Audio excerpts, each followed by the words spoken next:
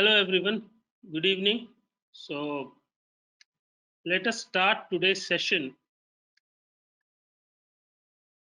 Yes, so today we are going to actually start with the session 1 on deep dive into Kubernetes, which will help us to understand how do we deploy, right, various AI based services on a cluster.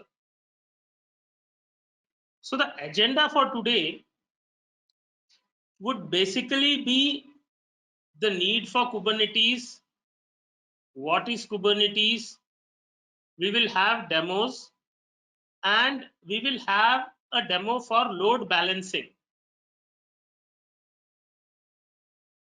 So the idea here is to link this session with the previous session which Bharat took, who talked about scheduling and orchestration, and he gave a brief overview of what Kubernetes is. In the sense, he showed what Kubernetes is, but he discussed about Scrum, scheduling, and all of this, right? So you now understand the context of why a scheduling mechanism is needed when you use a shared hardware cluster, because there would be so many people trying to use that cluster. You need to ensure that everybody gets, okay, some time on that common scheduled hardware. That is why you use a scheduler, right? So this is the basic concept. Now, let us start with today's agenda. And today's agenda is these three. Let us start with a very, very basic premise of what is the need for Kubernetes. We saw how traditionally people used to use the hardware, okay? And then it basically came up to a virtualized deployment, and then it came to a status wherein we are talking of container deployments, right? And you understand that what a container is by now. And then you also know that since this container deployment needs to be done on a centralized hardware, and there would be people using lot of such containers, there has to be actually a mechanism by which these containers need to be managed, okay, somehow, right? Whether a person is managing it, or there is an automated Kubernetes software which does it, or there are certain other scheduling and orchestrating softwares, right? But somebody needs to manage it, okay? So if you see that way, containers are a good way to bundle the applications, because you have all your libraries, your applications, the dependencies, everything in this container. As we saw in the previous sessions, if this is of a team A, this container belongs to team A, and this container belongs to team B, each might be running different applications with different binaries and different libraries, but it's going to run on basically a common hardware, right? So containers by that mechanism are a good way to bundle applications. Now you need to manage the containers that run these applications and ensure that there is no downtime. Now the concept is this: you have got a very, very high performance cluster. It has to work 24/7, 365 days, and it need not have a downtime. Downtime in the sense, when you give some service to the client, right, or to a researcher, he would have put in his container and it would be running for, let us say, 2 days, and it has to finish in another 15 to 20 minutes. But assume the situation wherein some particular thing happens or something crashes, and his work of execution of that container for 2 days is lost, right? So how do you manage such things, right? Such issues. So this is where you should understand that if a container by chance goes down, okay, you have to ensure that similar type of container or that container needs to again restart, right? So the question here, what we should be asking ourselves is, wouldn't it be very easier and useful, correct, if this behavior of downtime is handled by some system for us instead of a person monitoring it, doing things, right? Won't it be very helpful and useful if this particular thing, okay, of ensuring that our applications always run on the hardware, okay, even if the node goes down or something happens, we have redundancies into it, the system. So how is that it's managed, right? If we can ensure that, okay, that would be very useful. And that is where this Kubernetes comes into play. Now Kubernetes is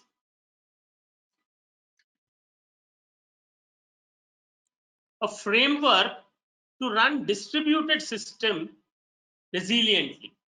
So we are trying to now come up with a system which ensures, right, that this type of a distributed system which has got lot of compute elements, GPUs, CPUs, memory, everything like this is going to run resiliently, right? Even though you have got redundant nodes, redundant compute stuff, and everything like that, okay, it helps us to run the system, okay, without any faults. It takes care of scaling and failure of our applications, and it will provide deployment patterns. So this is a very, very high level view of what a Kubernetes does.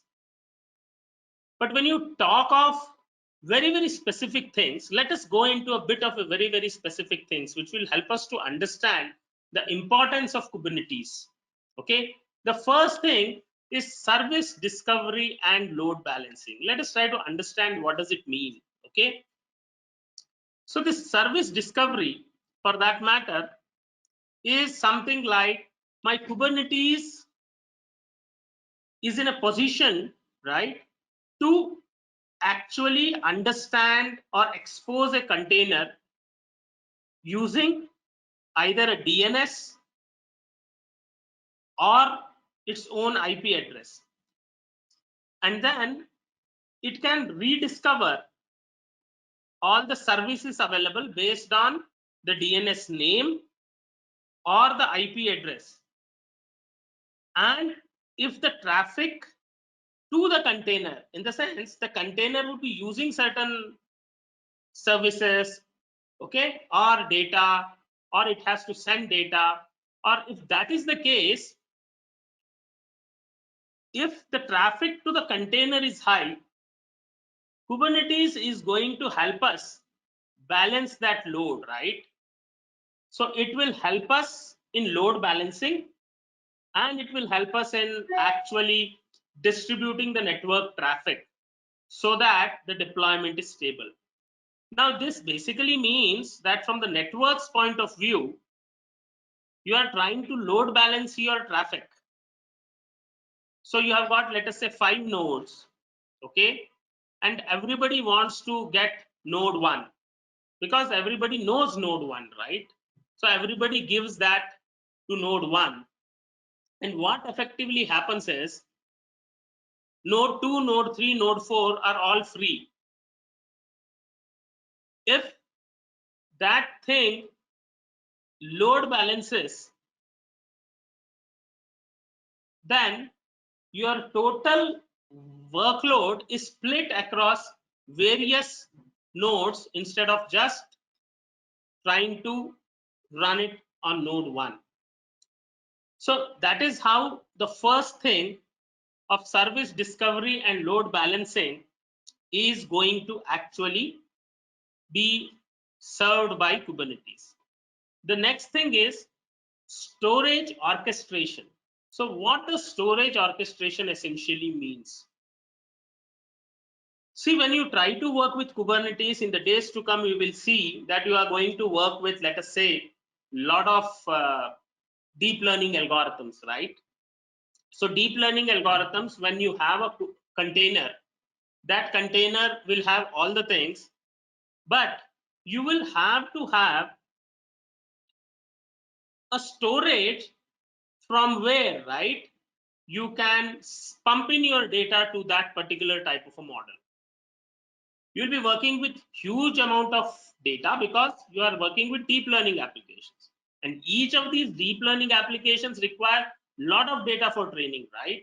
So if the data is not sufficient, you do data augmentation, you create a lot of data on your own, and then try to use it for deep learning applications. So in such a scenario, Kubernetes also allows you to automatically mount, right, and link the storage system of whatever choice you have. Let us say you will have local storage, you have storages from the cloud, you have got storages from your own laptops or whatever, right? So these type of systems, what to say, storages, right, also could be mounted. Okay, that becomes one of the important features of Kubernetes, that it helps you to orchestrate storage also. Now, when you talk of automated rollouts and rollbacks, very important thing, ensuring consistency, okay, across caches, across all the nodes, all of this needs to be taken care of, and Kubernetes does automated rollouts and rollbacks. So we can also have, let us say, a situation wherein we can describe a specific desired state, okay, for our container using Kubernetes. Okay, as you go along, you will understand how do we do it, but for the time being, just understand that there is a desired state, right, and you have deployed a container. We will see what a deployment means in the demo today, but we have deployed a container, and that actually can be described to the Kubernetes, and this Kubernetes can change the actual state to a desired state, okay, in some fixed amount of time, or maybe some control mechanism using some methodologies. It can actually help us do that, attain a desired state. So we can automate also the Kubernetes to create new containers for our own deployment. So we will show how do we create a container for deployment, okay, on a node, okay, and we can remove automatically existing containers, remove the dead containers, remove certain containers which are having some errors or something like that, and all those resources which are used by, which were used rather by those containers, would again be actually given to these new containers. So that particularly means that you are able to actually get back the resources which were being used by old containers which are not being used, okay, or which are having certain issues, and those resources which are used by them are automatically given back to the system in general. Now, another important point is automatic bin packing. So let us say that since we are trying to use Kubernetes on a cluster of nodes, right, and we know that this cluster of nodes is going to actually run containerized tasks, and we tell now the Kubernetes that how much CPU and memory, okay, each container is going to need. We can allocate that also. So I tell that, okay, this particular container, this particular user will actually require these many CPUs, and this is the memory, which would be required by his or her container. So my Kubernetes is going to fit or allocate my container to those nodes which are actually going to make best use of the resources, right? So we will ensure that resources are used very, very efficiently. Now, another important point is self-healing. So what does it mean, right? Self-healing basically means that my Kubernetes installation or my Kubernetes setup is going to restart, okay, the containers that actually would have failed. We can replace the containers, we can kill the containers based on certain criteria, right? So we will see what are those criteria. Those are called as user defined health check things, right? And once the containers is running, and if you are providing some services through those containers to various clients or users, if we define certain health check and ensure that if they are not satisfied, then we are not going to advertise them to the other clients until they are ready to serve. So you indirectly in turn ensure quality of service as well, right? And then the last and the most important is secret and configuration management. So what do we mean by this? Kubernetes helps us to store and manage sensitive informations, password, authentication tokens, okay, and SSH keys. So these are all part of configuration management, and this is all basically like uh, ensuring, these have to ensure security and secrecy for that matter.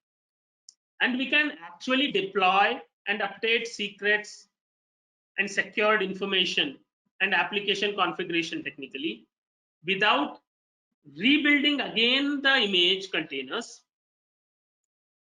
and without exposing, okay, any of the secrets or whatever information, okay, in basically the stack configuration or something of that side, right? So this is why actually Kubernetes is very, very good to be used, okay, for the applications which we are trying to run on the clusters which we are going to use in future, okay. So let us try to understand the components of Kubernetes, right? So when we deploy actually Kubernetes technically, what are we doing? We will get a cluster. So we assume that we have a cluster and we want to deploy Kubernetes on it.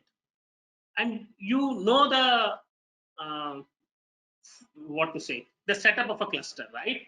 Like here we have this node, we have node A, node B, node C, whatever, and then we have compute nodes, we have got login nodes. There are various types of nodes available, okay. And when I say I deploy in a cluster, when we deploy in a cluster, what effectively happens is we have to actually manage all these nodes. So in this diagram you are seeing that there are 3 nodes here. Now these nodes are supposed to be clusters, okay. And then these nodes actually, if you see, are linked to the cloud through a control plane. Please understand this concept that cloud is a service. Cloud basically is a service, right? Somebody is providing us that service, and we have an application programming interface from that service provider so that we can use this particular cluster. So what effectively happens is, you are a user at this point, you access through the cloud this particular Kubernetes cluster in such a way that you are in a position to get the facilities which are running on this node. So technically speaking, Kubernetes cluster will consist of a set of workers machines. The terminology we use is worker nodes or worker machines. That machine is going to run containerized applications, and each cluster, if you say a cluster, it should have at least one worker node. So assuming that this is my master node, okay, we will see in detail what this control plane and all these things mean, what are all these terminologies, but for the timing, assume this control plane is running on another node or a computing element which can be considered as a master node. Okay, so these worker nodes and this master node work in client server type of a mechanism, correct? So this is my master node and these are my worker nodes. So I access this through these cloud provider APIs. I submit in my job to this particular master, it distributes it to these nodes, okay, or my nodes can get the workload to be executed from these, okay, and then I give back the result. So the worker nodes technically will host the pods that are components of the application workload. The control plane, if you see this, the control plane manages actually the global decision, okay. This control plane manages the global decision about the cluster. For example, scheduling, detecting, and ensuring that the master replies to all the cluster events which are happening. So control plane components technically, okay, can be run on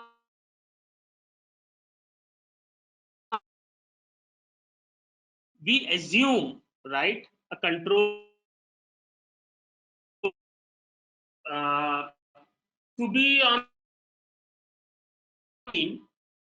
and do not run user containers on this machine. So we call this as a provisioning node, okay, or a control node or a master node or whatever, right? So that's why when you actually log into any cluster, you have a login node, right? And login node basically does all of this, and then the compute nodes are these nodes where you actually try to execute your workload on.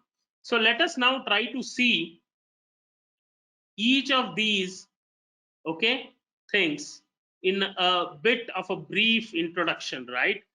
You have something called as a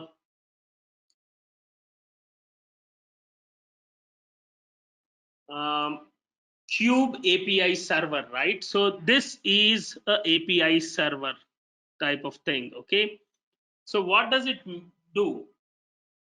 It actually is a component which is there in the control plane, of course, that exposes the Kubernetes API, and this API server actually, okay, so assume it to be a server, you get your API from the cloud provider and you try to access it. So this is an API server for that matter, this particular master node. So this is the front end for my Kubernetes control plane. The main thing which this particular Kubernetes API server does is it can actually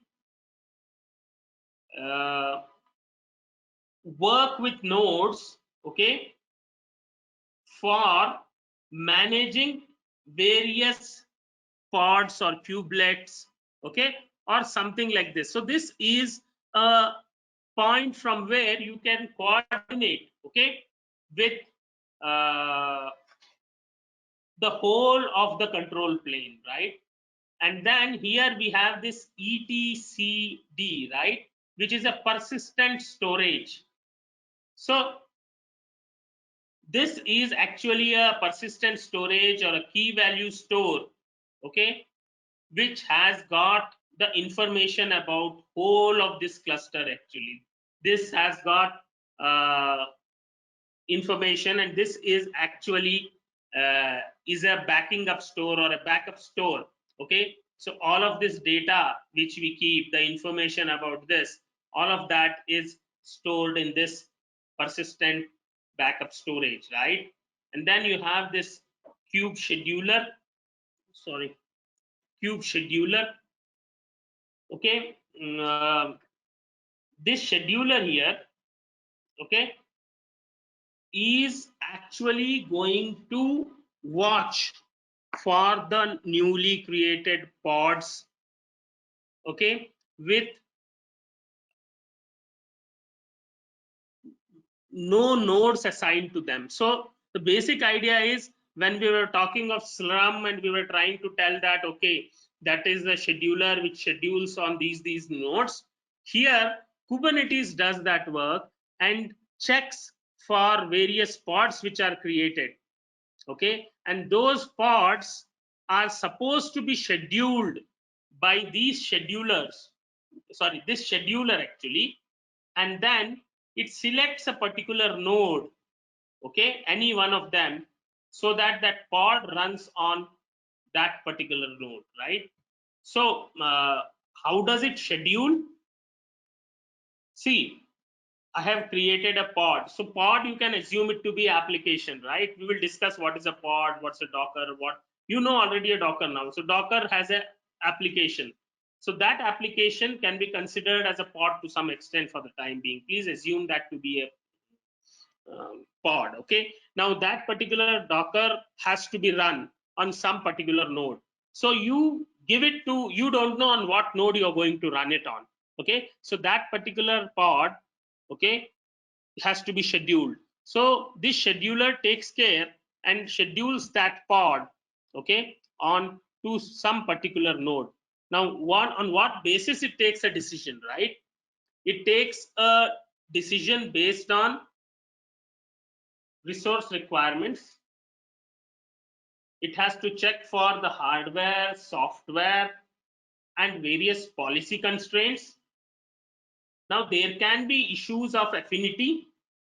Affinity basically means that it has to actually go to that particular node itself, and anti-affinity specifications.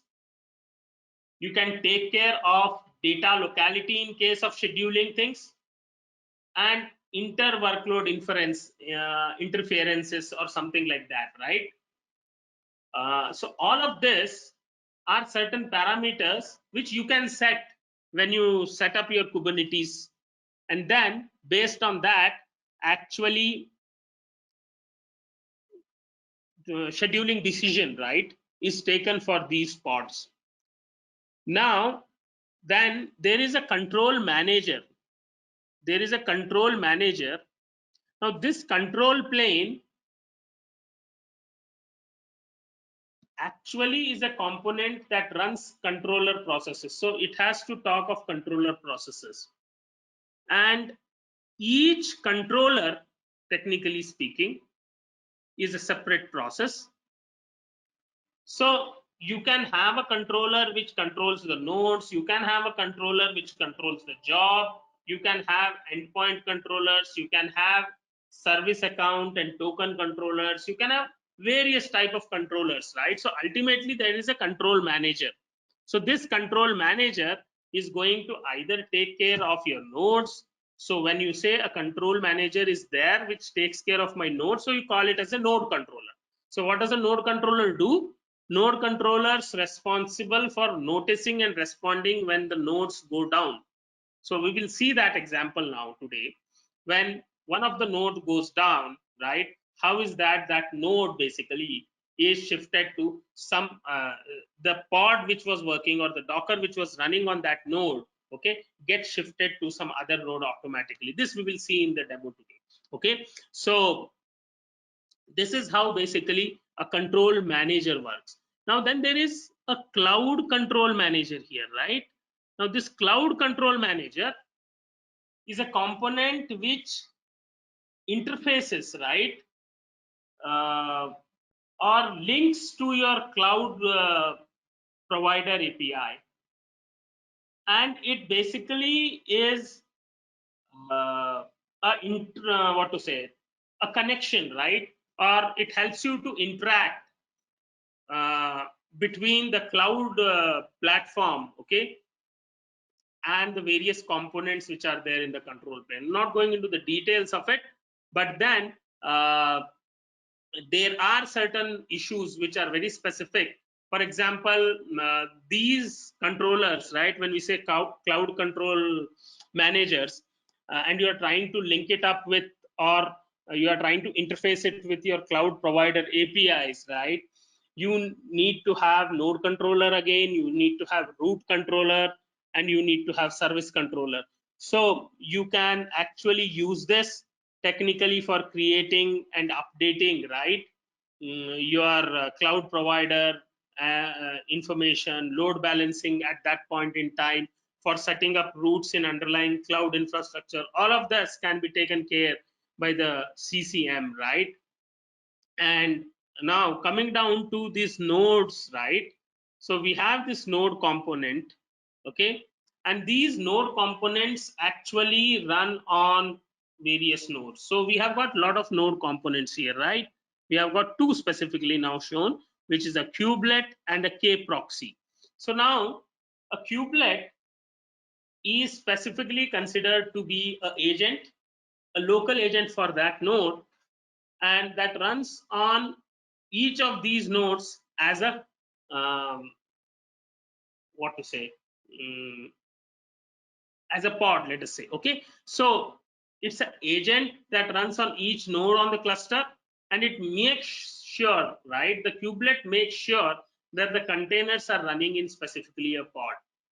Okay, now if you say from the namespaces point of view and all, I'm not going into the details, but the kubelet takes a set of pod specs, okay, provided through various mechanisms, and that particular container, right, describes in those pod specs are running correctly or not, healthy or not. So when we talk of pods being run, containers being run, we talk of in terms of health of the container, right, whether they're healthy or not, or something like that. So but kubelets generally don't manage containers which are not created by Kubernetes. This is one of the very, very important things which we should remember. Kubelets will not, or will not manage containers which were not created by Kubernetes, right? So the idea is this: if you have a Kubernetes cluster, you should make sure, right, for achieving efficiency and ensuring that Kubernetes manages all the containers, you should ensure that the containers, right, should be created using Kubernetes. Okay, and then there is something which is called as k proxy. Now this k proxy basically maintains the network rules on the nodes. So there has to be some rules, right? So these rules allow network communication between our pods for the network sessions, okay, or communication inside or outside to our cluster. So this proxy is going to help us communicate with this control plane, or indirectly to the outside world through a cloud provider or whatever. Okay, So Kubernetes, of course, supports runtime containers, which we'll discuss maybe in future.